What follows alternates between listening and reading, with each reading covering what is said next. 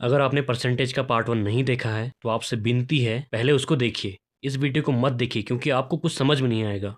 क्योंकि देखिए कभी भी स्टार्ट बेसिक से होता है, एकदम से एडवांस में नहीं पहुंचा जा सकता है। So try to understand. आज हमारा पार्ट 2 है।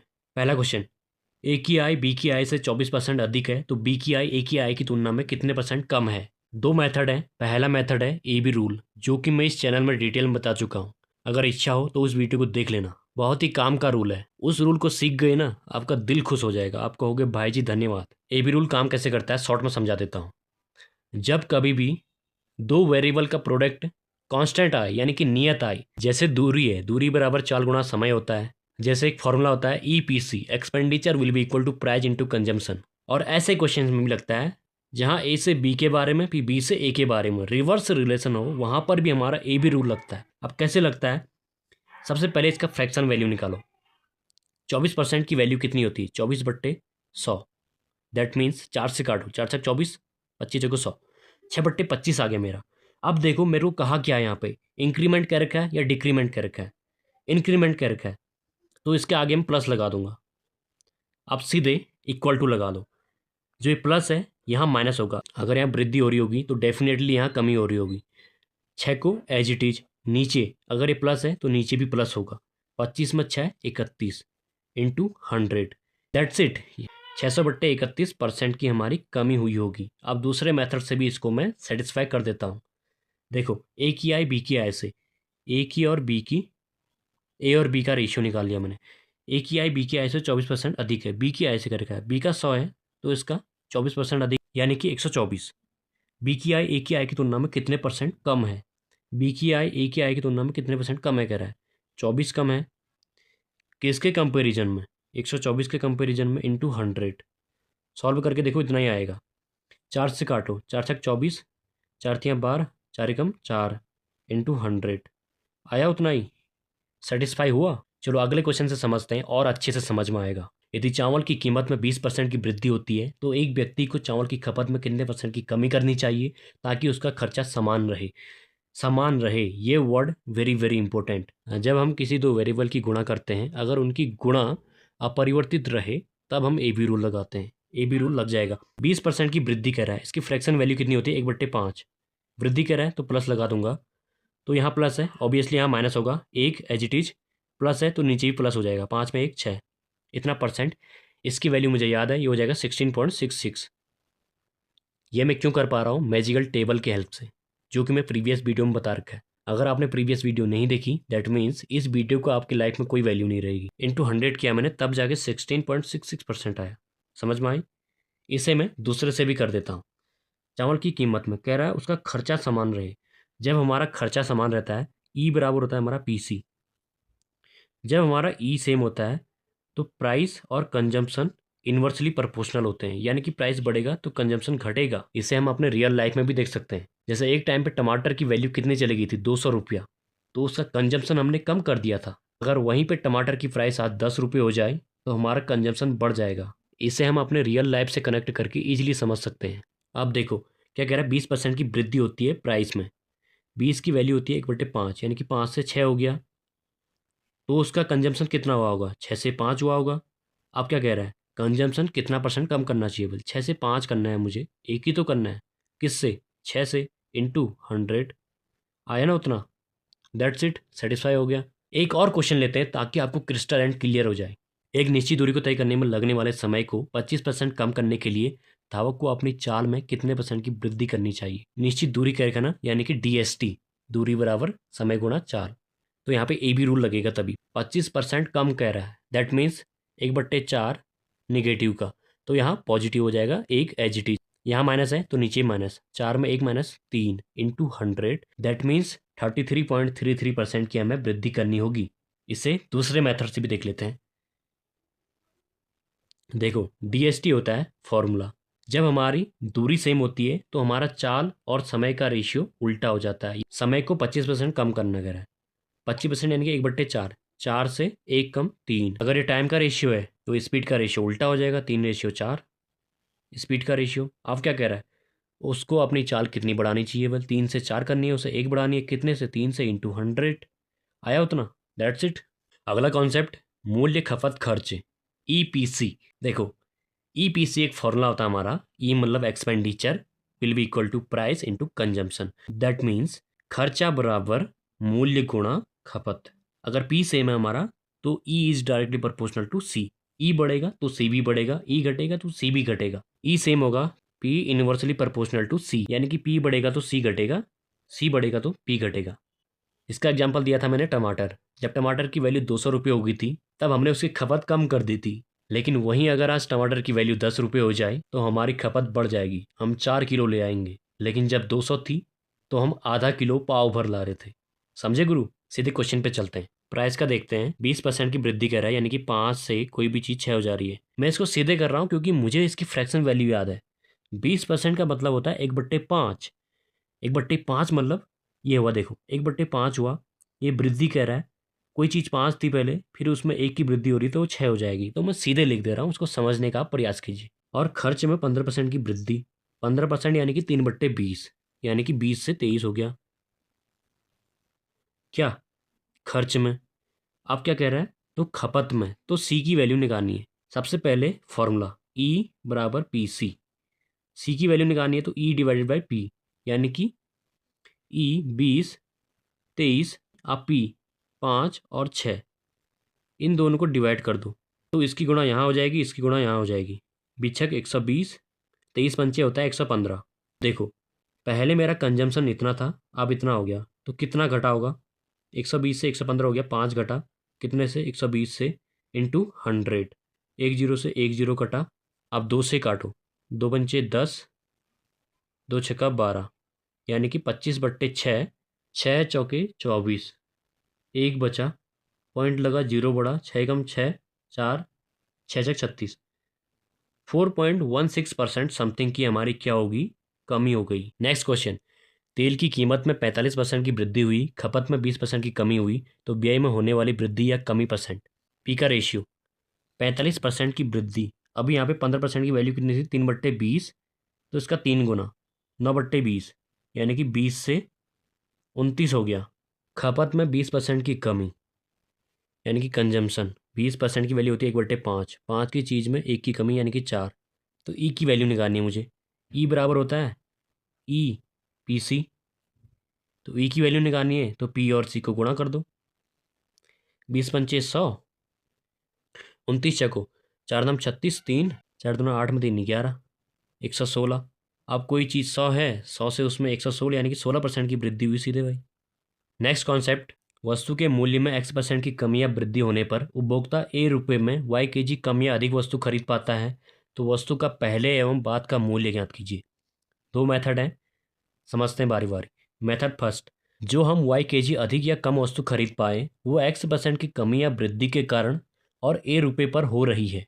नया मूल्य कैसे निकालेंगे? Y kg बराबर ए रुपया गुणा X% की कमी या वृद्धि। इसमें प्लस या माइनस नहीं करना है, सीधे जितने परसेंट की कमी हुई है वही लिखना है। पुराना मूल्य, जितने की वृद्धि या कमी हुई थी उतने परसेंट का मान बराबर नया मूल्य। यहाँ पे लिखा भी है मैंने समझाने के लिए। 100% जो होता है वो पुराने मूल्य की वैल्यू होती है और 100 प्लस या माइनस वो नए की वैल्यू होती है। मेथड सेकंड वही है, प्राइस और कंजम्पशन, यानी कि मूल्य और खपत। P is inversely proportional to C कब होता है? जब एक्सपेंडिचर सेम होता है। एक्सपेंडिचर सेम वाली कंडीशन मानते हैं उसमें। प्राइस बढ़ेगा तो कंजम्पशन घट जाएगा। इसलिए क्या होगा? जब बढ़ी हुई कीमत होगी तो बाद वाला खपत निकालेंगे, तो घटी हुई होगी तो पहले वाला निकालेंगे। इसे क्वेश्चन से समझते हैं। प्याज की कीमत में 25% की वृद्धि से एक महिला 200 रुपये में 5 kg कम प्याज खरीद पाती है। प्रति केजी प्याज की बढ़ी हुई कीमत कह रहा है। कीमत 25% की वृद्धि हो रही है, यानी कि अगर वो पहले 100 होगा तो वो 125 हो गया। क्या कह रहा है? बढ़ी हुई कीमत बोल रहा है, यानी कि 125% की वैल्यू पूछ रहा है मुझे वो। पहले मेथड से करते हैं। कितना केजी कम खरीद पा रहा है? 5 kg। जो ये 5 kg कम खरीद पा रहा है वो 25% की वृद्धि और 200 रुपये में हो रहा है। तो देखो 200 का 25% निकाला यानी कि 50 आ गया, यानी कि ये एक की वैल्यू 10 आ गई। जो ये 10 आया यही हमारा नया मूल्य है, यही हमारा फाइनल आंसर है। क्योंकि ये हमारी 25% की वैल्यू आ गई, 25% की वैल्यू आ गई, यानी कि अगर हम इसे 100 में जोड़ेंगे तो 125% की वैल्यू निकल जाएगी, इसलिए ये हमारा आंसर हो जाएगा। अगर दूसरा केस हो कि हमें कह दे घटी हुई कीमत बताओ, तो हम क्या करेंगे, 10 रुपये कितने परसेंट की वैल्यू है, ये 125% की वैल्यू है 10 रुपया। तो 1% की वैल्यू 10 डिवाइडेड बाई 125, घटी हुई यानी कि पहली वैल्यू तो 100 रुपया। घटी हुई को इनिशियल वैल्यू भी कहते हैं और बढ़ी हुई वैल्यू को फाइनल वैल्यू कहते हैं या न्यू वैल्यू कहते हैं। 25 पंचे 125, 25 चौके 100, 5 दूना यानी कि 2 चौके 8। तो जो पहली वाली वैल्यू आ गई वो 8 आ गई और बाद में कितनी हुई 10। तो बड़ी कितनी, 2 रुपया बड़ी। अब मेथड सेकंड में क्या कहता है, P is inversely proportional to C, यानी कि पी और सी का रेशियो उल्टा। 25% की वृद्धि कह रहा है प्राइस में, यानी कि 4 से 5 हो गया कोई भी चीज़ प्राइस, तो इसकी कंजम्पशन कितनी होगी 5 से 4 होगी घट गई होगी। तो आप क्या कह रहा है, 200 रुपये में 5 kg कम प्याज खरीद पाती है, पहले 5 खरीद पाती थी अब 4 खरीद पा रही है, यानी कि अब कितना कम हो गया, 1 कम हो गया। एक की वैल्यू ये कह रही 5 kg, यानी कि एक की वैल्यू 5 आ गई है। अब देखो यहाँ पे कुछ मेंशन किया है मैंने, जब बड़ी हुई कीमत होती है तो बाद वाला हम कंजम्पशन निकालते हैं, यानी कि खपत निकालते हैं। बाद वाला कंजम्पशन कौन है, 4, तो 5 चौके 20। जब 1 यूनिट की वैल्यू 5 है तो 4 यूनिट की वैल्यू 20 हो जाएगी। ये मेरी निकल गई बाद वाली कंजम्पशन, बाद वाली खपत। बढ़ी हुई कीमत कैसे निकालूंगा मैं, देखो 200 रुपया है मेरे पास और उसका मेरा कंजम्पशन 20 रुपया है, तभी तो मैं उसकी प्राइस निकाल पाऊंगा ना। 20.200 यानी कि 10 आ गया यहाँ से भी। अगर मुझे इसका भी पहले का वैल्यू पूछता, इनिशियल वैल्यू पूछता, तो मैं कैसे करता, एक की वैल्यू 5 आ गई थी इनिशियल के लिए, पहले वाले से गुणा करता, यानी कि मेरी वैल्यू आ जाती 25। तो खरीदा तो मैंने 200 में था, डिवाइडेड बाई 25, 25 × 8 = 200। यहाँ से भी 8 आया, यहाँ से भी 8 आया। सेटिस्फाइड।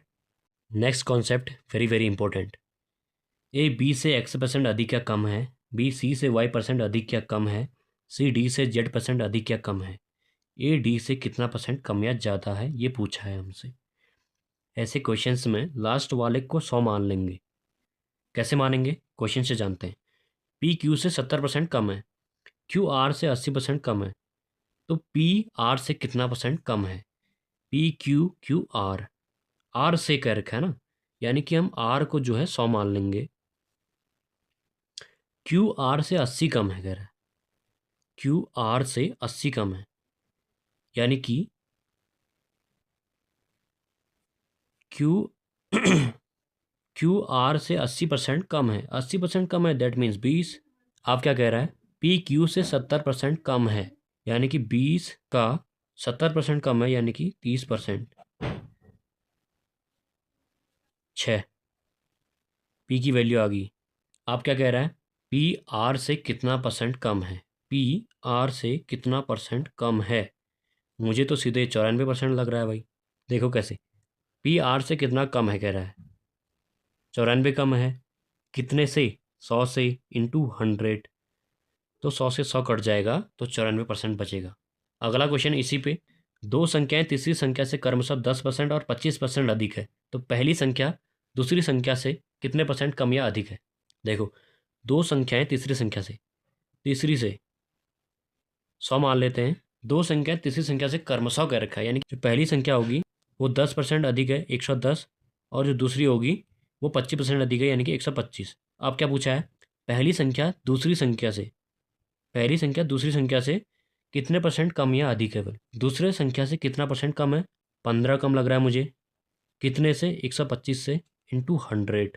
25 चौको 100, 25 पंचे 125, 5 तियाँ 15, 3 चौके 12, 12% कम है। अगला वेरी वेरी इंपॉर्टेंट कॉन्सेप्ट, भिन्न। आई होप कि आपको पता होगा भिन्न क्या होती है, जिसे हम अंश बट्टा हर के रूप में लिख सकते हैं, उसे हम भिन्न कहते हैं। अंश को a% बढ़ाया या घटाया गया, हर को b% बढ़ाया या घटाया गया। नई भिन्न गिवन होगी, हमको दी होगी c/d, हमें मूल भिन्न निकालनी होगी, x/y का वैल्यू निकालना होगा। तो फॉर्मूला क्या है, देखो x गुणा 100 + या माइनस a अपॉन y गुणा 100 + या माइनस b बराबर c/d। क्वेश्चन से देखो, किसी भिन्न के अंश में 140% की वृद्धि और हर में 20% की कमी की जाए तो परिणामी भिन्न 12/7 है। तो मूल भिन्न ज्ञात कीजिए, x/y की वैल्यू निकालनी है और c/d की वैल्यू दी है, तो फॉर्मूला लगाते हैं सीधे। देखो x/y तो मेरी भिन्न होगी, पहले किसी भिन्न के अंश में 140% की वृद्धि कह रहा है, 140 प्लस 100 यानी कि 240 हो जाएगा। ये हर में 20 की कमी कह रहा है, 20 की कमी यानी कि 80% बराबर C/D 12/7 नई भिन्न हो जाती है। तो x/y की वैल्यू पूछिए मुझे, तो x/y वहीं रहेगा, ये हो जाएगा 12 से घटेगा, 12 दूना 24, 20, 20 चौके तो 4 वहाँ चले जाएगा। तो x/y की वैल्यू कितनी हो जाएगी, 4/7। That's it. अगला most important concept, Venn diagram. देखो इसके भी मेथड दो हैं, पहला मेथड फॉर्मूला मेथड, दूसरा वेन डायग्राम बना के। मेथड फर्स्ट में क्या करता है, फॉर्मूला क्या लगता है, जिसके 11th में मैथ होगी उसे समझ में आ जाएगा, और को शायद समझने में इसे कठिनाई हो, लेकिन ईजी है, फॉर्मूला आप याद कर सकते हैं। एन ए यूनियन बी बराबर N A plus N B minus N A intersection B. Union का मतलब होता है जब हम दोनों को इकट्ठा करते हैं, एग्रीगेट, और इंटरसेक्शन का मतलब होता है कॉमन। इसमें क्या मेंशन किया मैंने, देखो यूनिट मस्ट बी सेम। जैसे हम किसी की वैल्यू पास वाली ले रहे हैं तो सब में पास वाली लेंगे, अगर फेल में ले रहे हैं तो फेल वाली ही लेंगे, जैसे कि लिखा भी है यहाँ पे, पास सब में पास, फेल सब में fail. Method second, Venn diagram method. इसमें वेन डायग्राम बनाना पड़ता है। वेन डायग्राम किसका बनता है, जो दोनों का दिया होगा। जैसे 32% विद्यार्थी दोनों विषय में फेल हुए, दैट मीन्स फेल का वेन डायग्राम बनेगा। अब यहाँ पे क्या होता है, पास प्लस फेल दोनों 100% होते हैं। यहाँ पे लिखा है जो मैंने, ओनली बराबर रियल माइनस दोनों वाला। जैसे मुझे केवल गणित में पास हुए वाला देखना है, तो क्या होगा, जितना भी मुझे वैल्यू दी होगी, इतने परसेंट पास हुए हैं, उसमें से जो कॉमन है उसको घटा दूंगा तो केवल वाला निकल जाएगा। इसे क्वेश्चन से समझेंगे ताकि आपको अच्छे से समझ में आ सके। एक परीक्षा में 54% विद्यार्थी विज्ञान में पास हुए एवं 42% विद्यार्थी गणित में फेल हुए। यदि 32% विद्यार्थी दोनों विषयों में फेल हुए तो कितने परसेंट विद्यार्थी दोनों विषयों में पास हुए होंगे। फॉर्मूला लिखो सबसे पहले, एन ए यूनियन बी बराबर N A plus N B minus N A intersection B. Intersection का मतलब होता है दोनों वाला, यूनियन का मतलब कभी भी एग्रीगेट होता है, यानी कि किसी चीज़ की वैल्यू जैसे हम निकाल लें। जैसे हम यहाँ पे किसकी वैल्यू निकाल लें, अगर हम पास लेंगे तो पास ही लेंगे, फेल लेंगे तो फेल ही लेंगे। जैसे मैं यहाँ पर पास से करता हूँ, पहले पास बराबर एन ए, यानी कि विज्ञान में कितने पास हुए हैं, 54% विद्यार्थी, प्लस बी यानी कि गणित में कितने पास हुए, 42% विद्यार्थी फेल हुए कह रहा है, तो कितने परसेंट विद्यार्थी पास हुए होंगे, 58%, minus N A intersection B यानी कि दोनों में कितने पास हुए होंगे, 32% विद्यार्थी फेल हुए हैं कह रहा है, तो पास कितने हुए होंगे, 68%। तो निकालो, जोड़ो दोनों को, 54 में 68, 8×4 = 12, 5 में 10 = 11, माइनस 68 यानी कि 12 में 8 4, 10 में 6 4, 44% इसका आंसर आ गया। ये मैंने अभी पास से लिया, अगर मैं यहाँ पे फेल से लेता हूँ उससे भी सेम ही आएगा। कैसे, देखो, एक परीक्षा में 54% विद्यार्थी विज्ञान में पास हुए, 54% विद्यार्थी पास हुए तो 46% विद्यार्थी फेल हुए होंगे, प्लस 42% गणित में फेल हुए, ठीक है 42%, माइनस 32% विद्यार्थी दोनों विषयों में फेल हो गए, ठीक है 32%। अब करो उसका, 42 में 32 यानी कि 10, 46 में 10 जोड़ेंगे तो 56 आ जाएगा। 56% विद्यार्थी जो होंगे हमारे वो दोनों विषयों में फेल हुए होंगे, तो पास कितने हुए होंगे, 100 में से हम 56 को घटा देंगे यानी कि 44%। तो यहाँ से भी सेम आया, यहाँ से भी सेम आया। कहने का मतलब ये यूनिट सेम रहनी चाहिए। अगर यहाँ फेल का ले रहे हैं तो सब जगह फेल फेल फेल, अगर पास का ले रहे हैं तो सब जगह पास पास। अगला method, Venn diagram method. Venn diagram के लिए सबसे पहले देखते हैं दोनों वाला कौन सा है। इसमें दिया है 32% विद्यार्थी दोनों विषयों में फेल हुए, यानी कि हम फेल का वेन डायग्राम बनाएंगे। बनाओ, फेल का बन रहा है, ये साइंस वाला है और ये मैथ वाला है। 54% विद्यार्थी विज्ञान में पास हुए तो फेल कितने हुए होंगे, 46%। 42% गणित में फेल हुए, 42% फेल हुए। और दोनों वाला कितना है, देखो दोनों वाला 32% फेल हुए, ठीक है। केवल और केवल विज्ञान में फेल हुए स्टूडेंट निकालना है मुझे, तो 46 में से मुझे 32 कम करना होगा। 6 में 2 4, 4 में 3 1, 14% मेरे केवल और केवल विज्ञान में फेल हुए होंगे। अगर मैंने गणित का निकालना है तो 42 में से मुझे 32 कम करने होंगे, 10%। फेल का कैसे निकलता है, 14 + 10 + 32, इन तीनों को जोड़ दिया, 24, 24 में 32, 4 2 6, 2 3 5, 56% दोनों विषय में फेल हुए होंगे, तो पास कितने हुए, 44%। इससे भी आंसर सेम आया। ये था हमारा पार्ट 2। नेक्स्ट पार्ट अगली वीडियो में। आई होप कि आपको समझ में आया हो। मैंने अपना 100% दिया। आशा है आप भी अपना प्यार और सपोर्ट दिखाएंगे। वीडियो देखने के लिए बहुत बहुत धन्यवाद। जय श्री राम।